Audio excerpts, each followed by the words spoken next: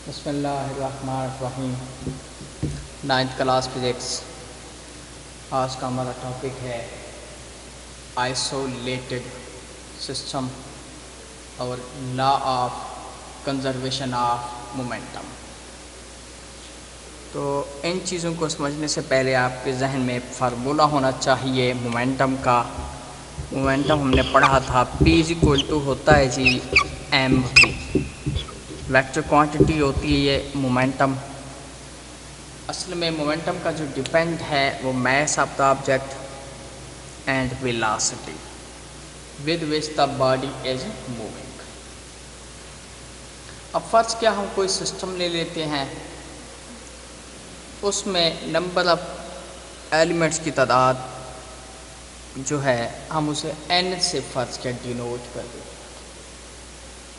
तो isolated system कुछ इस तरह से है कि असल में एक ग्रुप है, मतलब जो उनकी जो तादाद है सब ऐसा ग्रुप है इंटरेक्टिंग बॉडीज़ का। इंटरेक्टिंग का मतलब होता है बाहम टकराने वाले, आपस में टकराने वाले।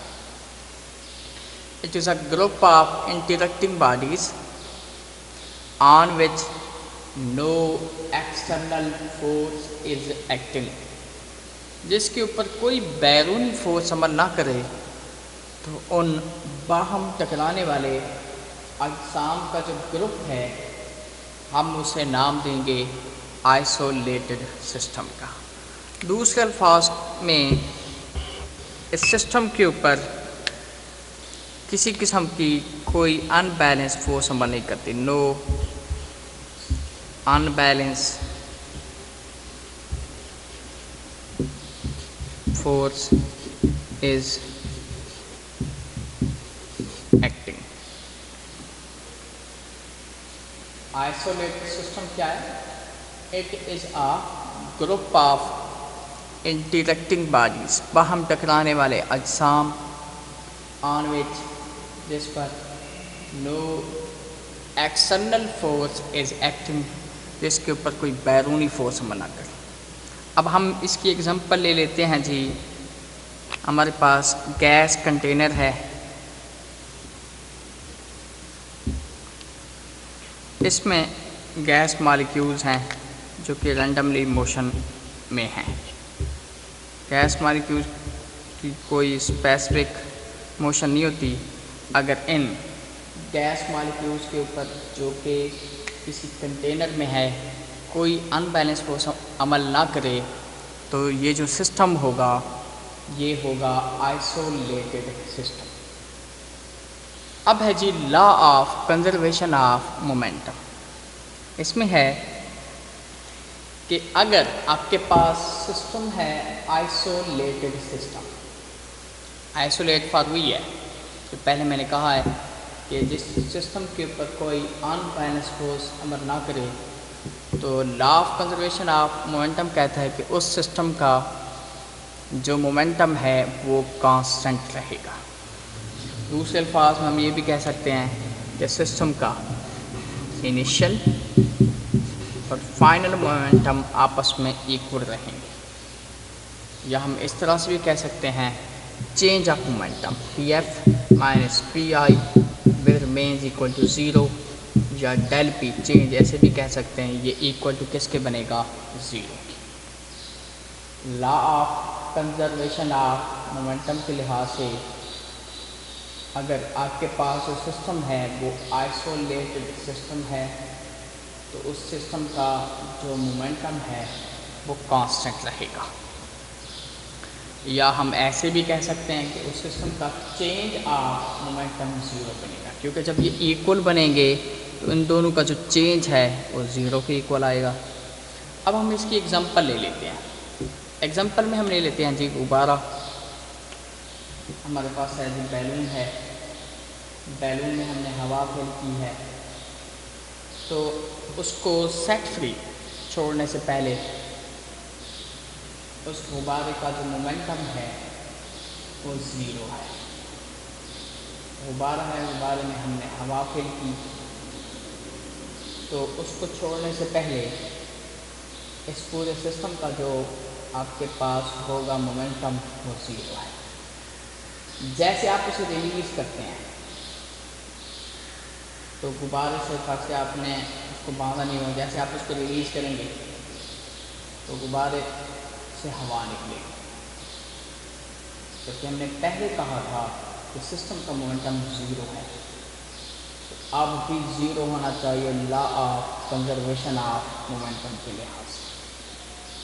सिस्टम के मोमेंटम को कांस्टेंट रखने के लिए जैसे गुब्बारे से हवा निकलेगी तो गुब्बारा उसकी अपोजिट डायरेक्शन में मूव करेगा ताकि सिस्टम का मोमेंटम कांस्टेंट रहे। एक और एग्जांपल ले लेते हैं। फर्स्ट के हमारे पास आइसोलेटेड सिस्टम है, उसमें आपके पास 2 बॉडीज हैं।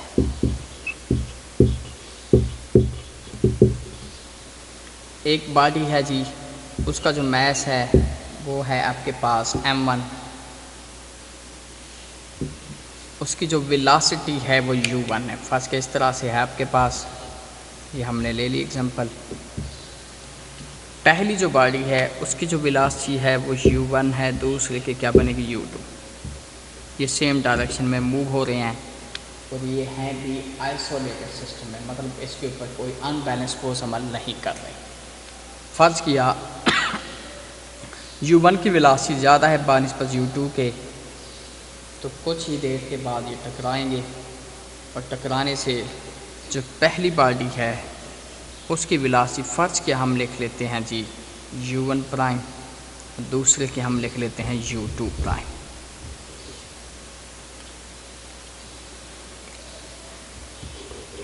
टकराने के बाद या v1 लिख लें या v2 लिख लें, आपकी अपनी मर्ज़ी है। ये पहले जो वेलोसिटी लिखी है u1 और u2, ये उन दो बॉडी की वेलोसिटी है जो कि टकराने से पहले थी।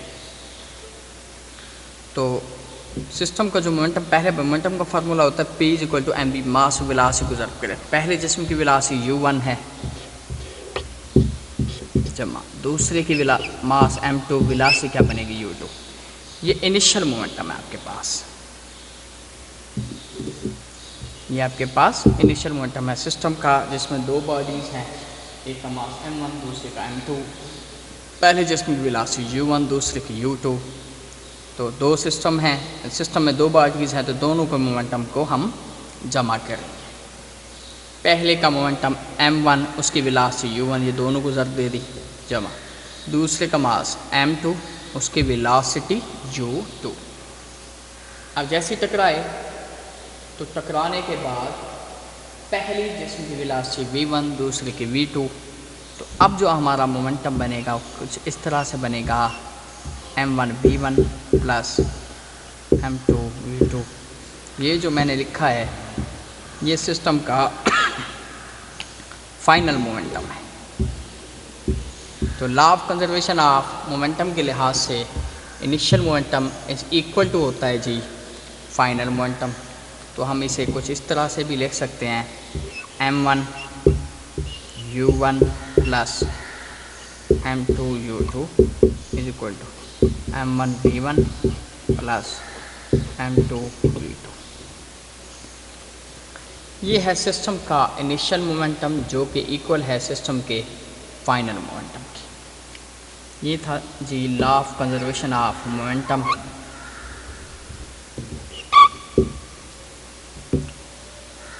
ये आज का लॉन्ग का ये टॉपिक है, इसमें आपने पहले आइसोलेटेड सिस्टम की डेफिनेशन लिखनी है, उसके बाद एक्सप्लेन करना है law of conservation of momentum. कल तक के लिए अल्लाह हाफ़िज़।